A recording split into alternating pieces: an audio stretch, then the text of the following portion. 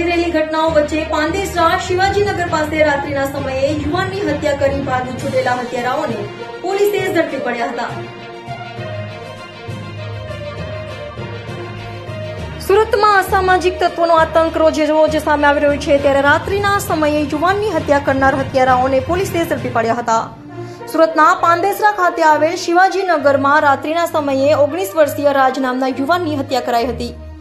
જૂની અદાવતમાં આરોપીઓએ રાજ પર ચપ્પુ વડે હુમલો કરી તેની હત્યા કરી ભાગી છૂટ્યા હતા। બનાવની જાણ થતાં પાંદેસરા પોલીસે સ્થળે દોડી જઈ લાશનો કબજો લઈ તપાસ હાથ ધરી હતી અને યુવાનની હત્યા કરી ભાગી છૂટેલા હત્યારાઓ જેમાં સૂરજ શાહ, આકાશ શર્મા તથા એક સગીર વયના આરોપી સહિત ત્રણેય હત્યારાઓને પાંદેસરા પોલીસે ઝડપી પાડી સળિયા પાછળ ધકેલી દીધા હતા।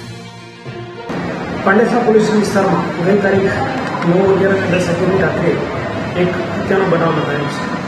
બનાવની વિગત એવી છે કે આરોપી અને મરણ જનારને દિવાળીના દિવસે ફટાકડા ફોડવા મુદ્દે કારણે બબાલ થઈ, જેના ભાગરૂપે આરોપીઓ પોતાની બર્થડે ઉજવીને પરત આવતા હતા અને અચાનક રોડ પર ભેગા થતા મારી પર ફટાકડા કેમ ફેંકેલા તે બાબતે ઝઘડો કરતા કુટુંબીમાં થતા ઝઘડો ખૂબ ભયંકર સ્વરૂપ ધારણ કર્યો અને આરોપીએ મરણ જનારને ચપ્પુના ઘા મારી ઇન્જર્ડ કર્યો, જેને હોસ્પિટલમાં લઈ જતા દરમિયાન તે મરણ જાહેર થયું અને ત્યારબાદ પાંડેસરા પોલીસ સ્ટેશને ફરિયાદ રજીસ્ટર કરી ગુનો દાખલ કરી આગળની તપાસ હાથ ધરી છે, જેમાં આરોપીઓ સૂરજ અને આકાશ તથા કાયદાના સંઘર્ષમાં આવેલ બાળકને